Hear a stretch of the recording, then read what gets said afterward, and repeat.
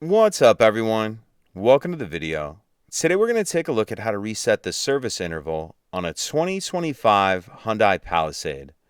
So most commonly, this will probably be reset after an oil change, so you can accurately calculate your next oil change. What we'll want to do is be in the vehicle with the ignition in the on position or the vehicle running. Then we'll come over here to the center screen. And if we're not already there, we'll click the home button in the upper left-hand corner. That takes us to the home screen. From here, we're going to click Setup. Then we're going to click Vehicle.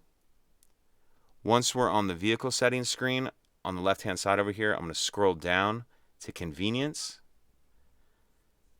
Once we get to this screen, I'm going to click Service Interval.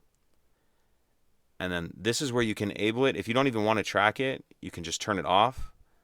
And then you can also edit the distance or duration by clicking on either of those screens. And then to reset it, we'll click Reset. And then Yes.